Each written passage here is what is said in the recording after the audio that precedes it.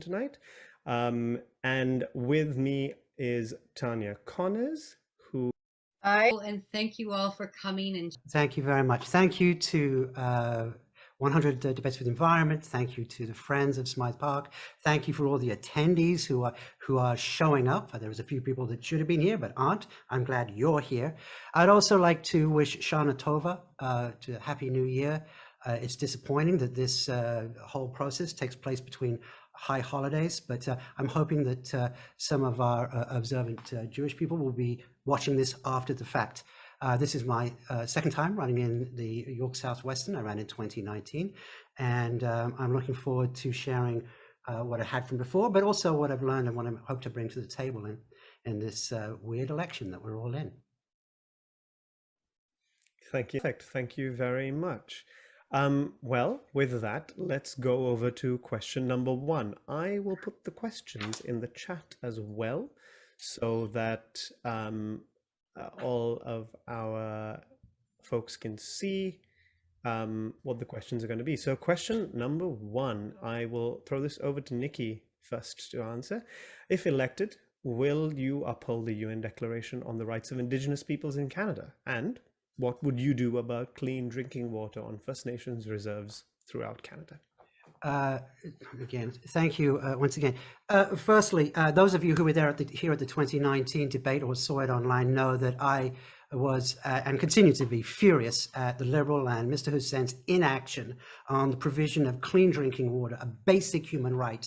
Again, since then, the First Nations and Indigenous people have had to take the federal government to court via a class action, which is absurd, is expensive, it's inhumane, it's completely unforgivable. Yes, of course, I and the Green Party were early signatories to the UN Declaration on the Rights of Indigenous Peoples.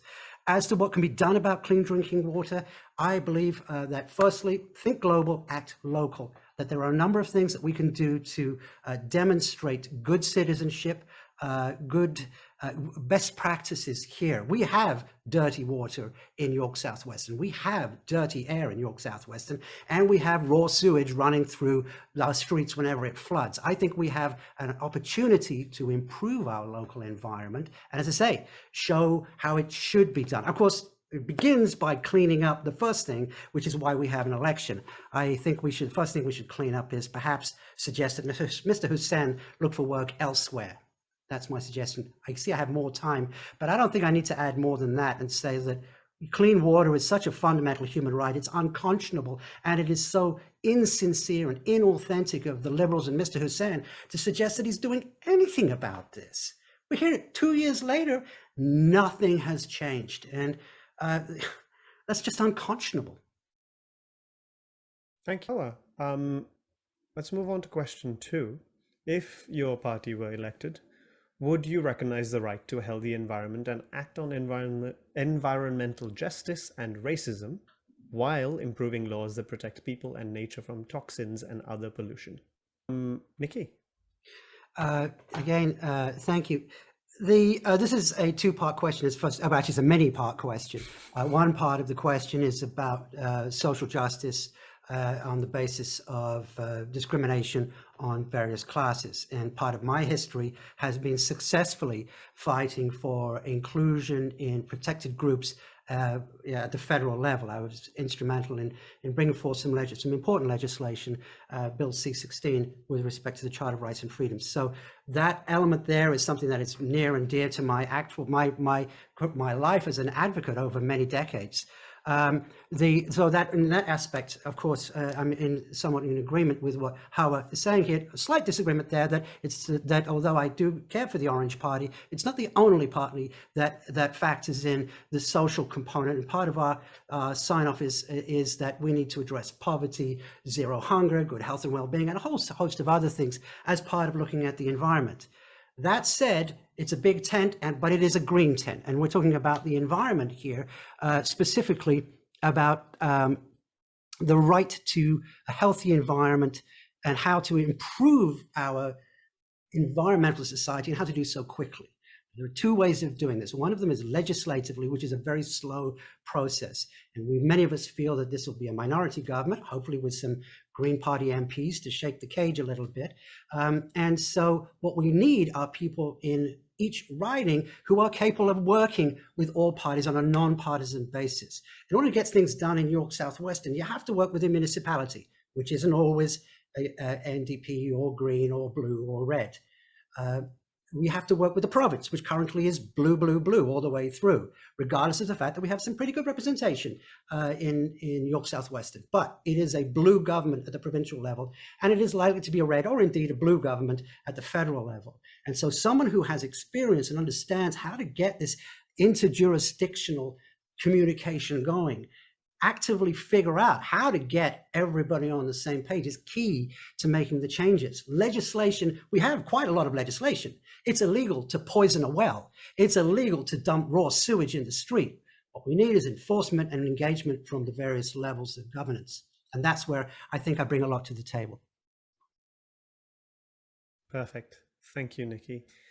We'll move on to our next question. So Canada in this past year certainly isn't alone in the world in experiencing this, but has experienced incredibly high temperatures. And fires have engulfed forests, hundreds of people have died, homes and wildlife habitats have been utterly destroyed. What will the Green Party do, Nicki, in terms of prevention and recovery from these fires? Once again, I can speak thoroughly as an individual here. One of the great things about the Green Party is there is no party whip. Sure, we share principles, but when every vote for Nicki Ward as your MP is a vote of conscience. And so I can speak specifically and definitively as to what my take on this is. And of course, I can talk about the party lines, but I think we're more interested in I'm certainly more interested in what's going on locally. As you rightly say, if you look out the window, my goodness, there's an advert for Let's Do Something. And when we see the red party or the blue party talk about deadlines in the 2030, I mean, for heaven's sake, the planet is on fire. That's pretty evident here. Can I go out west and put out forest fires? No, and I don't think we're expecting the residents of York South-Western to do that. Can we set a clear example by immediately, and I mean immediately, reducing the pollutants that we release into the air locally? Immediately, and I mean immediately, address some of the waste problems that we have here.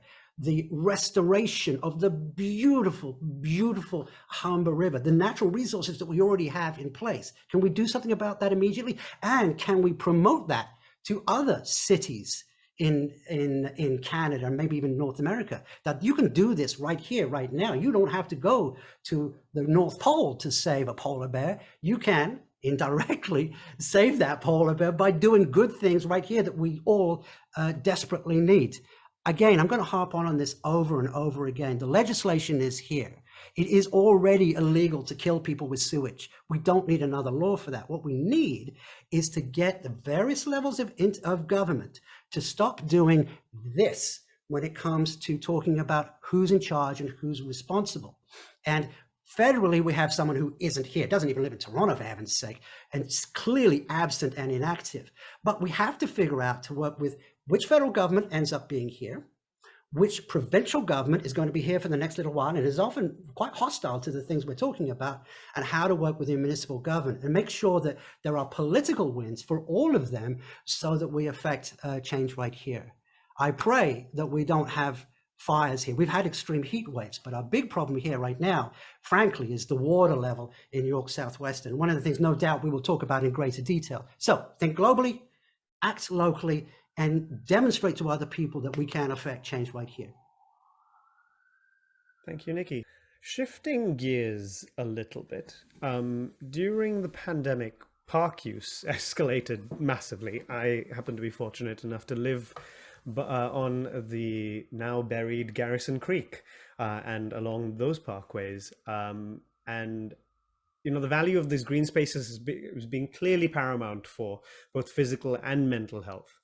Will your party invest in maintenance and improvements to these park spaces? And I'll add a question in, what would you prioritize? The challenge with green spaces is, again, it's not my problem, it's their problem. Parks in York South-Western are run by Parks and Recreation, which is a municipal facility. and the Humber River is sort of under the purview of the province, and then we have it all running down to Lake Ontario, which is the purview of the federal government. And again, I don't wish to harp on, but as someone with many decades of experience in getting things done, you can't do these things on an isolated basis, and you can't do it if the party you're with is involved in name calling, which the federal government has been very good about, but the provincial government not so much. I think if that's a kind way to put it. You can't get involved. You can't do these things in confrontation. You have to do them in collaboration. And not only are the parks in York South Weston under threat, they're frequently underwater. And I think one of the first things we can do, as I can do as your MP, is make sure that they spend a little less time underwater so that people don't have to go scuba diving in order to enjoy the park. I mean, I'm being lighthearted here, but it calls for some dark humor here. The second thing that we can do there are two things that you can do as a federal MP. One is legislative, and the other is the power of office, which has already been talked about, where you can bring people to the table, people of good heart, and maybe from different parties, to effect change. One of the things I would love to see, and I want to see for York South Weston, is to green it as much as we can. We need friends of Smythe Park. We need friends of all the park. And as your federal MP, my goodness, I'll help grow that at the risk of being too agrarian in my imagery. This needs to be grown and supported. This feeds into a shift in thinking in York South Weston, a shift to a new pride of living here, seeing, as you can see from this one photograph, the immense beauty that is hidden and not showcased between the other areas of desperate poverty and desperate ugliness. We've got to lift ourselves up. Nobody else is going to help us do that. So it's a complex answer, but I have to say that it can be done if we get each level of government involved. The federal government, historically in this area, has done nothing. All of the activity has been driven by the municipality and then subsequently funded by the federal government. And tapping into those funds is something that a smart MP can do for York South Weston. Shifting gears hard again, actually. The fossil fuel and nuclear energy industries are currently heavily, to be tactless, subsidized. Will your party continue or discontinue these subsidies? And will you reduce Canada's carbon emissions by 60%? And if so, how? I will throw that at Nicki, actually. Yes. There's more to it than that, of course. The fact of the matter is, as has been pointed out, the pipeline, the Trans Mountain Pipeline, is a horrific, bad business decision. It's bad for Canada. It's bad for the environment. It's opposed by the majority of Canadians, and we could use the now $12.5 billion, and it's going to become even more at the end of the day, instead of having a pipeline delivering fossil fuels and potentially poisoning the environment. Maybe we could put this to better use, like a just recovery from COVID, or indeed green space, the creation of perhaps smaller to go back to the previous question, micro spaces. National parks don't have to be thousands of miles across. They can be relatively small. We have parkettes at a municipal level. Why don't we have national parkettes? That's a ludicrous idea, but why not? Back to the fossil fuel and nuclear energy industry. The Red Party made a big deal about how they were going to have these great targets. It's great to have all these plans as to where you're going to go on a trip. But if the car is still in the garage, nothing happens. All of these targets, which you can never possibly get met. It's not getting better, it's getting worse. And to add great insult and great expense to this injury, they are heavily supporting, not just keeping it at a steady basis, but investing billions upon billions of dollars, hard cash, into buying the capital equipment, and then tax incentives to further increase our dependence, our reliance on fossil fuel and nuclear energy. So yes, we oppose it, and yes, if elected, every right-thinking MP, and myself included, would vigorously oppose it and propose that we spend that money on things that Canada desperately needs right now, including, of course, perhaps clean water, a better way of delivering our sewage out of our communities, and maybe, just maybe, air that doesn't poison us and contribute to, excuse me, I'm hard to breathe. I've got my partner standing by here, but we have bad air that contributes to respiratory illness, and we're suffering the consequences of it right now. So yes, of course we'd oppose it, and of course we want the money to be spent differently. Waterkeeper recommends improvements to Canada's radioactive waste management policy. They feel it should be consistent with Canada's environmental law. What would your party do today to ensure that radioactive waste does not enter the environment and that nuclear power plants are safe? Not surprisingly, I'm against dumping radioactive waste into Lake Ontario.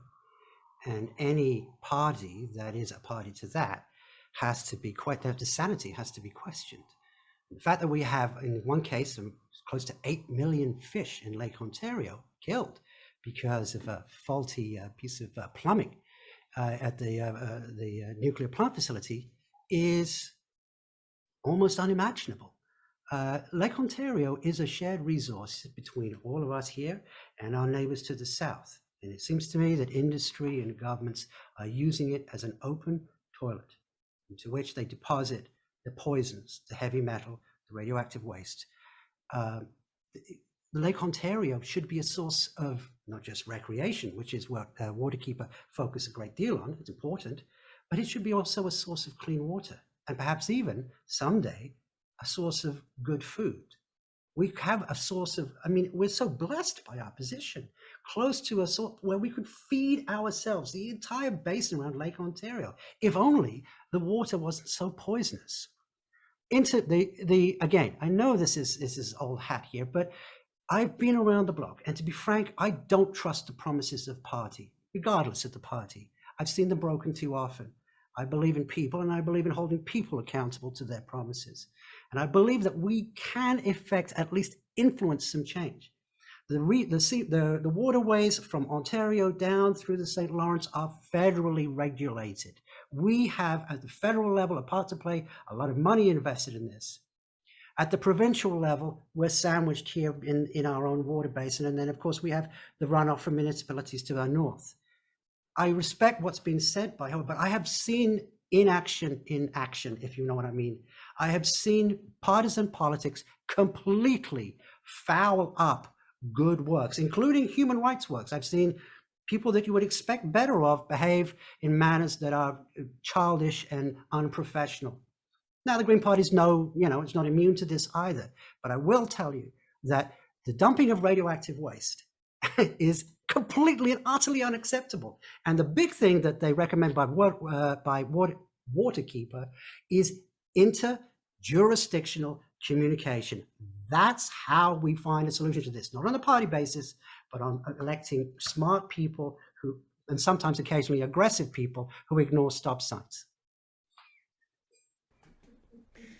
Thank you, Nicki.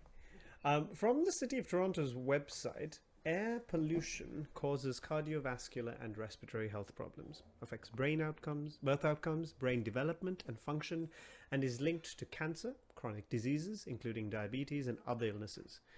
The latest air quality tests in York South Weston revealed extremely high pollution levels in the riding.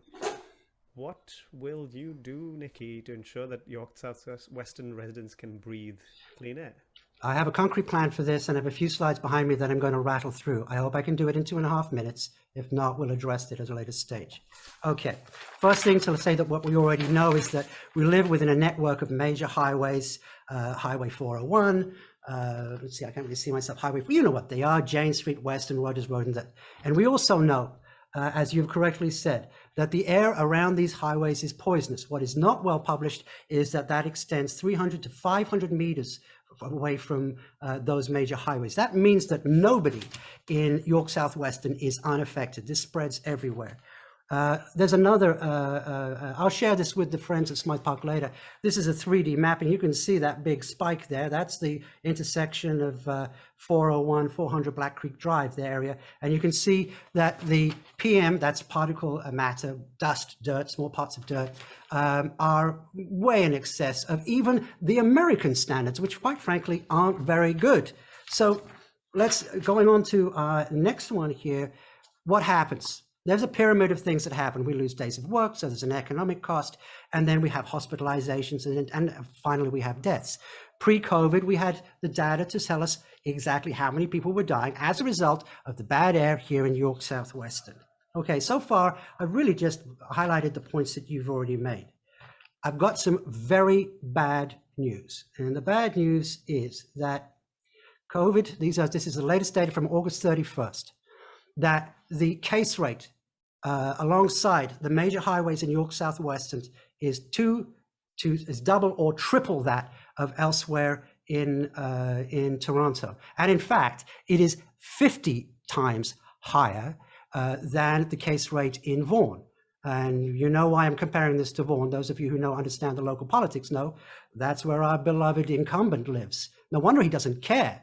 The case level is non-existent where he is. 2 to 3 times as many people are dying or being hospitalized in our neighborhood. This is a smoking gun. This is a direct correlation, linkage between air pollution and people dying because of a pandemic around a respiratory disease. In 2019, I shared this with Ahmed Hussein. I shared it with him freely, with all of the candidates. And I said, for God's sakes, do something, copying our propaganda, but do something about it. It's done nothing. And people have died as a direct result of this. I'm sorry that we have to rush through this, but the data, I will share the data afterwards. It's all freely available on the City of Toronto website, and this has to be dealt with right now. I'm afraid I'm out of time to say how I propose to fix this, but I assure you, as concrete as this is, I have a concrete plan to get us out the other side, and I hope I have a chance to share some of those ideas before the evening's out.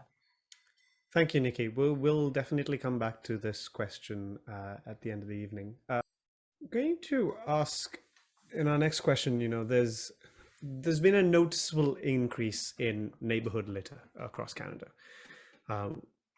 Will you hold the producers of the litter accountable or reintroduce the Do Not Be a Litter Bug campaign?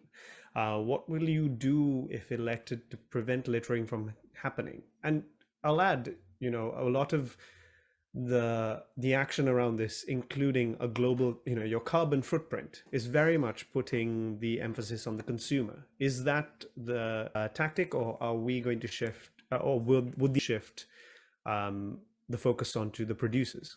Nicki, what would the Green Party do about the litter problem? Well, I also agree with you that that we do live in a consumer society, and I also agree with you that municipally we have a recycling system that simply doesn't work. Anyone who's lived here for any length of time knows that the stuff we put in the blue bin and the stuff we put in the green bin goes into the same bucket in the back of the van. And so we have a recycling system that is all showbiz and no substance here in Toronto. So I'm fully in agreement that maybe we should have a recycling system that works, and maybe we should hold, for example, local businesses and fast food restaurants responsible for the materials they serve their food products in, which constitutes much of the local litter. And in fact, that is something that we can work on a little more easily than influencing huge companies like Samsung or Sony or any of the Chinese multinationals to change the way that they do business. With all due respect to the NDP, I think that's a little bit outside, that's reaching a little high there. We can fix things locally. I know this is old news. We can demand that local fast food chains use materials that is automatically, doesn't need to be put, that can be composted or indeed recycled. Right now, they don't. As to the littering right now, it's a manifestation, in my opinion, of a symptom, a lack of pride, a lack of caring. One of the symptoms of depression and mental health is that one stops taking care of oneself. I think most people have suffered through difficult times, and you can see that there's that lack of care creeps in. I see that in York South Weston. I think we can do better by inculcating a sense of pride and joy in this wonderful, wonderful small resources that we have. I think that we can encourage young people, old people, traditionally disenfranchised people, to participate as friends of that tiny bit of green space that is right next to them. An allotment, if you will, a part of their own, an extension of their own garden. Our public spaces are our living rooms, and the parks are our gardens. If you live like I do in an apartment building, you treasure these as an extension of your own garden. I know that this is not Pollyanna stuff. I've seen this work. where you get people engaged, like the amazing people at the Friends of Smythe Park. Get them engaged. Wonderful things happens. Energy flows where attention goes, and we need to bring attention to our beautiful green space. I think that will do a lot to help. Thank you, Nikki. I will say that particular question is something that I was faced with very recently, because I came across this pizza box that I did not recognize in Little Avenue Memorial Park, and I Googled where it was, and it was from Ajax. It's a pizza company in Ajax, and somehow the box had arrived in Weston. So I agree that our management of waste is just not working. Whatever we're doing is just not working right now.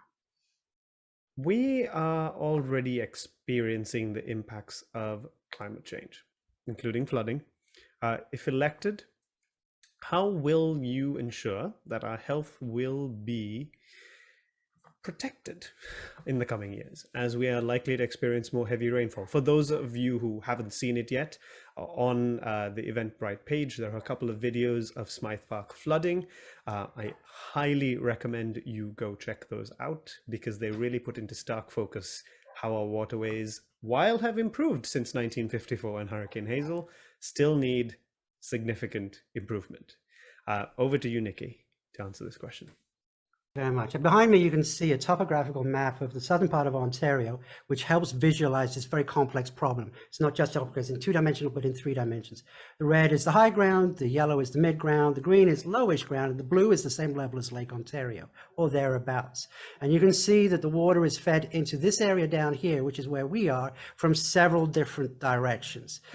It is not a steady state. There has been, there's actually another one which is a little bit closer, which helps here. This is us right here, and this is the 401 to the north. To the north, to the west, to the east, there has been a massive increase in development. And all of this non-porous soil not only pulls up and pours to the low ground, guess where the low ground is, but it doesn't permeate through and alleviate the issues. So even though if we just left things the same, we've got physically more water, forget about climate change, we've physically got more water hurtling through our neighborhoods. So an understanding of this and the ability to show this is probably a new information or a new map to a lot of people, to help people visualize what the issues are, is a step in the right direction. Going to Queen's Park and showing them this and saying, oh, look here, we've got a big old bit of plumbing coming down here and a big old plumbing down here. And all of this is a big old pool of water at the level of Lake Ontario. This is the way to get to explain things to simple politicians like myself and like the people at Queen's Park and like the people at the City of Toronto. How do we change this? Well, look, there is money to fix this. But we can't fix it from the bottom up, which is what's happening right now. The municipal government is taking the brunt of this, and they're doing as best they can, but they don't have the kind of money that's required for this. The $19 million that, or rather the $28 million that the city is spending, topped up by a little bit of $19 million from the feds, isn't enough to tackle this. There needs to be a zero and then maybe another zero at the end of this to solve this problem. And by the way, it's not just a York Southwest problem. This water doesn't stay here. It goes downhill. Guess what? It's below us. Other ridings in Toronto, Lake Ontario, and then we get back to the same issue with the nuclear waste problem. How do we solve this problem? Number one, we identify it correctly. Number two, we solve it at the source. And number three, we tap into existing federal funds and existing provincial funds to effect rapid change. We stop mucking around trying to put a Band-Aid as a floodwater comes flowing through our entire neighborhood. Thank you, Nikki. I must say, I am enjoying your maps. Conditions in 5 watersheds are declining, significant decline for the Humber River. The stated concerns are road salt and its negative impact on aquatic organisms and E. coli from raw sewage. Similar results appear in recent testing in Black Creek. It regularly exceeds the Canadian water quality guidelines for the protection of aquatic life. Raw sewage contains viruses and bacteria, for example, hepatitis A and COVID-19. Residents of York South-Weston worry about their children and dogs touching the water or anything along the banks or ponds. So if elected, how would you work with municipalities, conservation authorities, and the provincial watershed management to mitigate degraded water quality? With all due respect to acting politicians, which I hope to become for you, busy folks need these things laid out in simple, easy to understand ways.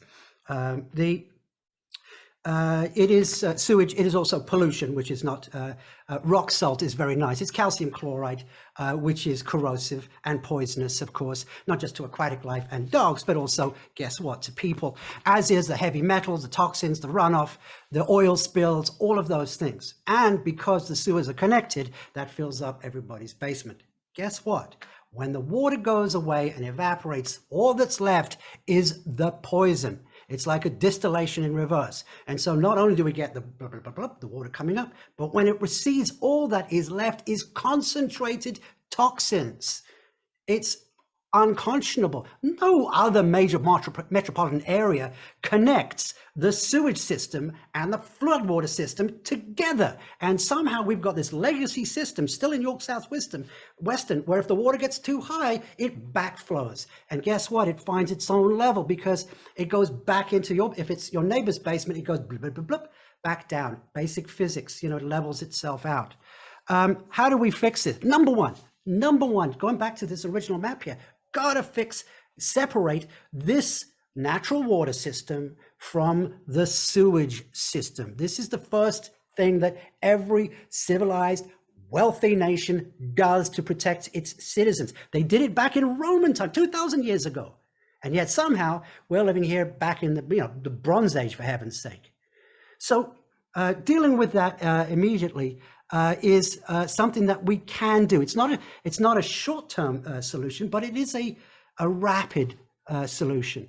The other thing that we can do to improve things is by bringing attention to the media. Politicians like myself love being in the limelight.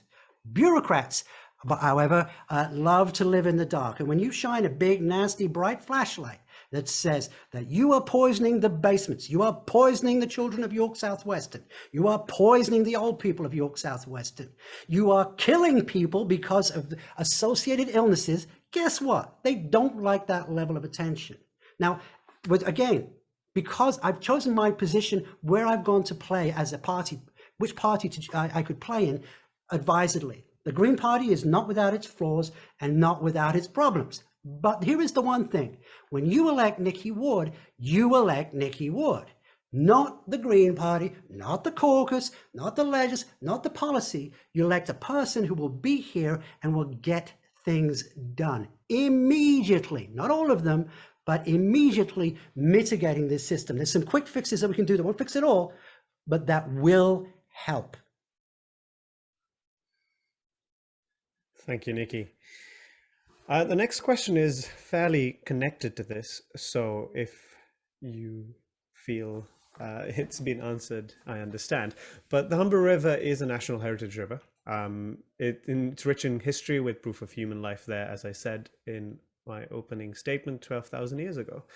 It is home to deer and other wildlife, migratory path for birds and butterflies. The Mississaugas, I said, call it Cobogenok. Along with polluted water, the TRCA gave it a D grade for forest conditions. Its banks are littered. The salmon are having trouble traveling up it to their spawning grounds due to natural barriers and berms that have been placed there as flood control.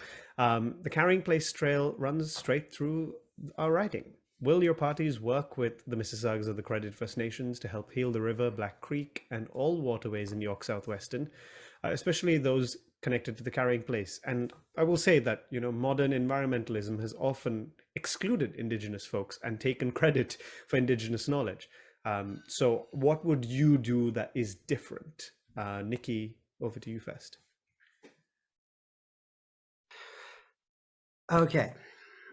Firstly, the Green Party and Nicki Ward believe in the use and making best use of Indigenous wisdom and Indigenous-led initiatives in healing the area. We need Indigenous trees because they have been here for millions of years and they are good at cleaning up the Indigenous waters that we have here. That's natural selection for you. And to not do so is not just immoral, but it's also not terribly smart. There are some wonderful initiatives going down on the QT, on the down low within the Humber River of folks of Indigenous background who are quietly, and I love this, quite anarchically replanting indigenous plants. I think that is just wonderful, a perfect example of what an individual can do to leverage change. The other thing, of course, on a more, so of course, why wouldn't you tap into this amazing wisdom? The other thing you can tap into is this amazing money. And the fact of the matter is that this is a very, very good way to attract federal funding. The Disaster Mitigation Adaptation Fund, that's a bit of a mouthful, has $1 billion. Mind you, it's only set aside 19 million for the Bridget J, but it has 1.4 billion dollars. Guess what? It also has $138 million to be used directed towards indigenous recipients. Wow, that money's just sitting there right now. We could be using it if we had an MP that knew what the hell was going on. It's there. The money's there. The people are there. The heart and the spirit is there to do it. I mean, talk about what can we do right now? We could do this right now. There's money in the bank. And of course, politicians, regardless of whether they're red or orange or blue or green, love showing up at these events and saying, look at what we've done. So it's an easy sell. Say, look, here's the money. You'll get a great photo up. We'll do some good for the environment. It's one of those rare occasions where a politician gets to do well by doing the right thing. We don't have one of those politicians in York South Weston. I would be honored, privileged to serve you in that regard. But the person we have right now hasn't earned that privilege and has left money on the table that we could be using right now to fix things. We can make this better. Thank you, Nicki. I'm a huge fan of the guerrilla gardening movement myself. I think it's a great idea. The next question is connected to the Stockyard neighborhood, which has pollution from the slaughterhouses, industry trucks, trains, and autos.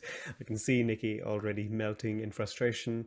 Now, a new slaughterhouse, quote unquote new slaughterhouse, has opened and claims to become one of the largest in Canada.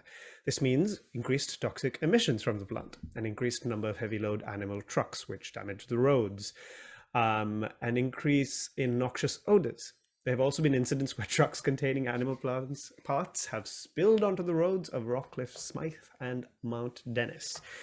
The vast majority of the residents do not want slaughterhouses in the area, and they're concerned with the health and safety of themselves and their children.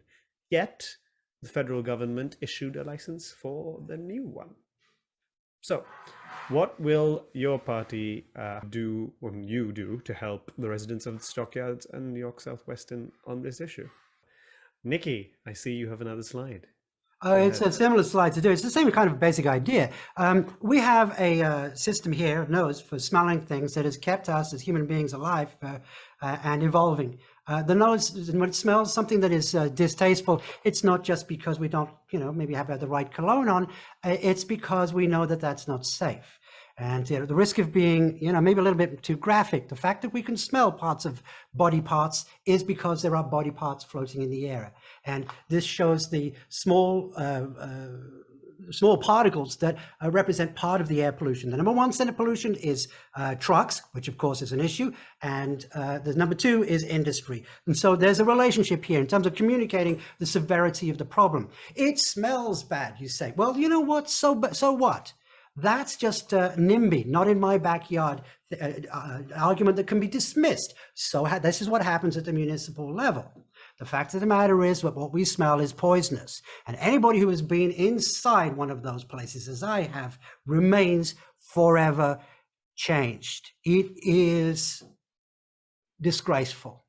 Not only is there blood, but there is also the internal effluence that comes out. Not just the parts that are spilled on the road, but the defecation, the waste from terrified animals being driven through dense downtown traffic. It's appalling, and it's dangerous, and it's inhumane to the animals. Now, this is a many hundred-year-old problem that dates back to when before this was part of the Greater Toronto Area, and the solution needs to be delicately handled, politically handled. Weirdly, this is a bit like weaning off the dependency on the oil industry, where we need to have a just transition from a bad way of doing things to a better way of doing things. You cannot be killing animals in a major metropolitan area. There's a place called Wuhan that had a very bad experience about bad animal husbandry, and we are all paying the price for it right now. I'm talking about the species jump of new viruses. And we have this right downtown in our neighborhood. It's not an appropriate place. You can't be putting these kind of things in heavily urbanized area. And so we need to find a way to transition this industry, which is important, it does provide jobs and food, but out of this neighborhood. And that is something that has to be handled very, very delicately. You can't just say, oh, it's bad, it smells bad. There has to be a cross-jurisdiction response. And there has to be some compensation for that because it's expensive to move it out of our area, but it is solvable. Thank you.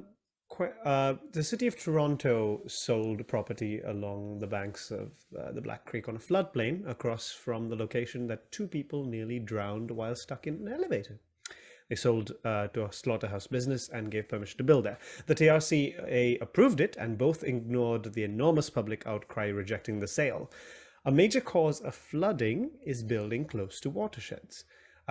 Will your government, Nicki, work with the provinces to write legislation that will forbid building within a reasonable distance of any watershed in urban areas, and introduce building code standards in urban areas that include green infrastructure and progressive forms of rainwater mitigation to protect our watersheds and prevent flooding?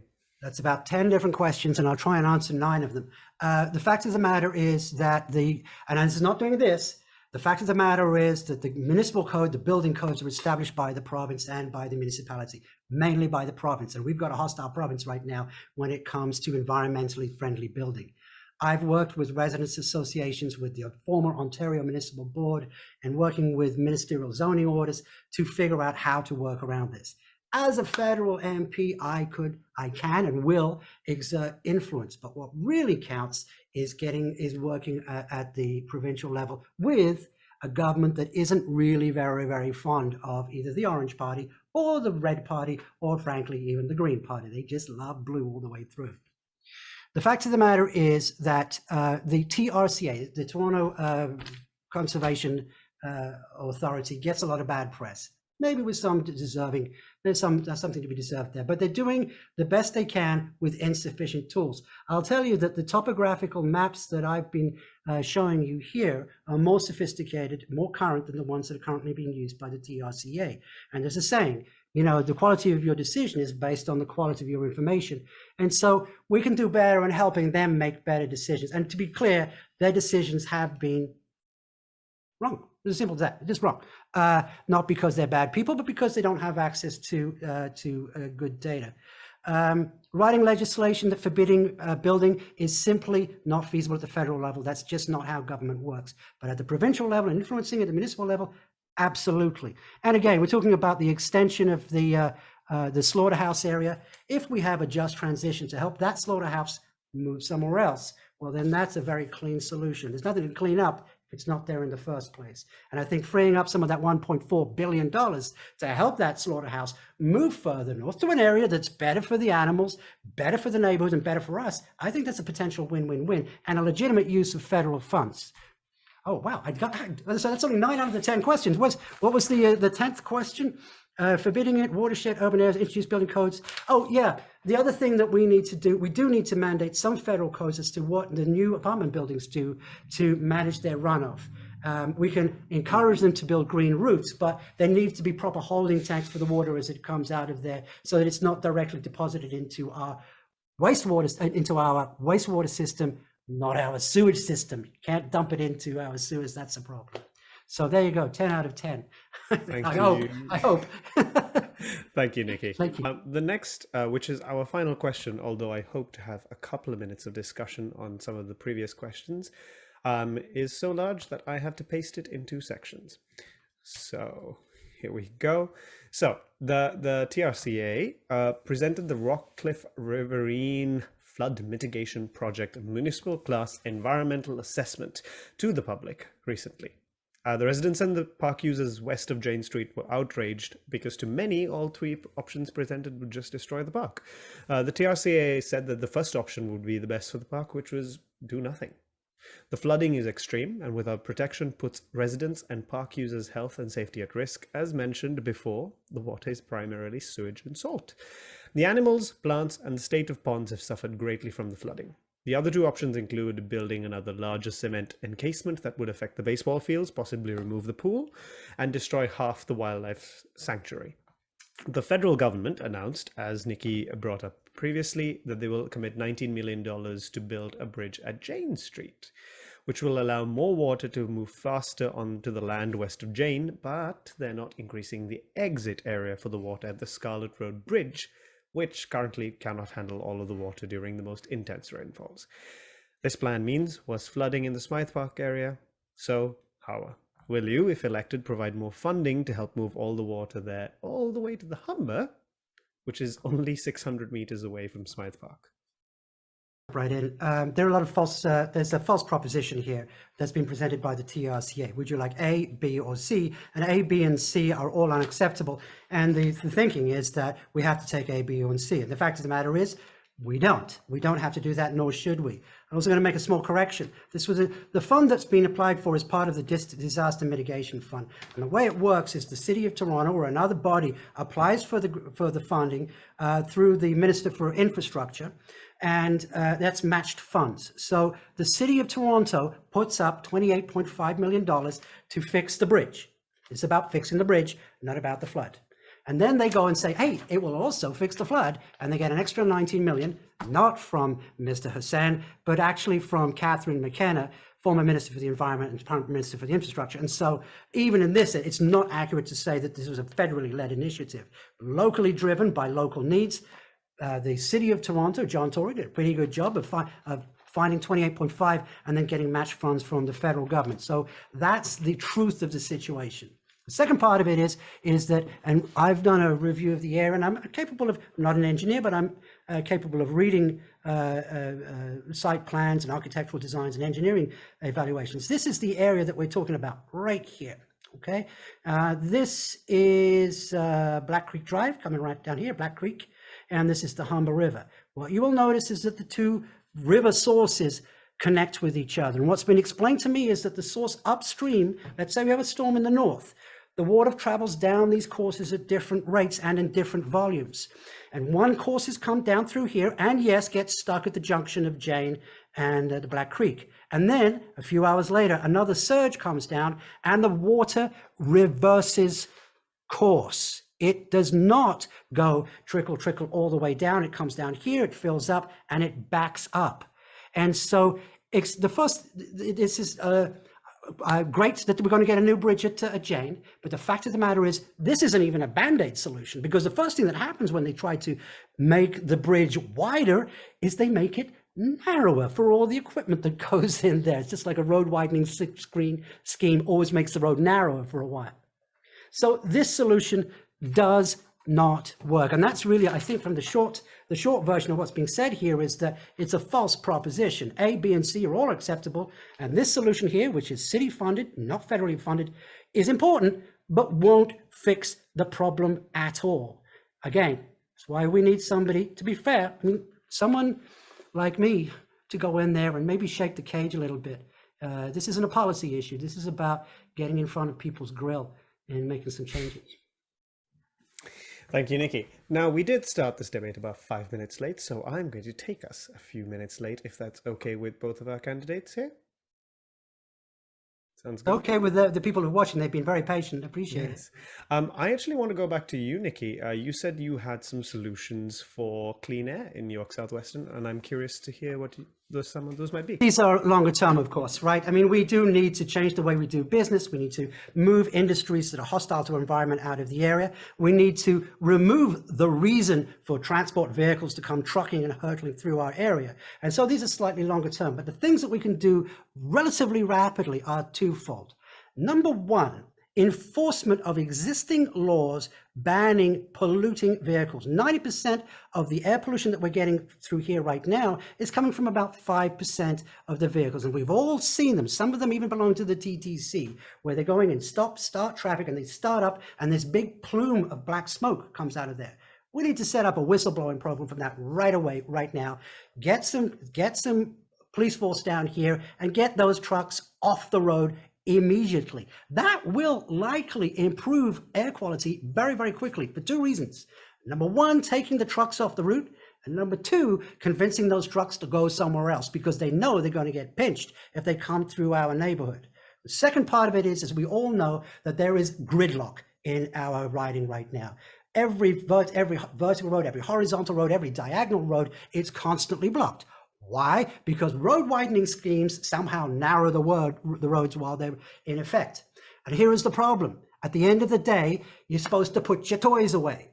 And so after you've finished working and rush hour is over, you put the barriers back, you put the equipment to the side, and you allow the flow of traffic, because this is the second source of air pollution from traffic. Stop, start. When a truck is first starting up, it's this huge, and this plume of smoke comes up. And once it's going, it still pollutes, but it doesn't pollute as much. And so by removing the gridlock in our neighborhood, by creating a steady flow, not necessarily a very fast flow, but a steady flow of traffic to our area, we can immediately lower the emissions in our neighborhood. Now, to get that done, we have to shake a few cages down at City Hall.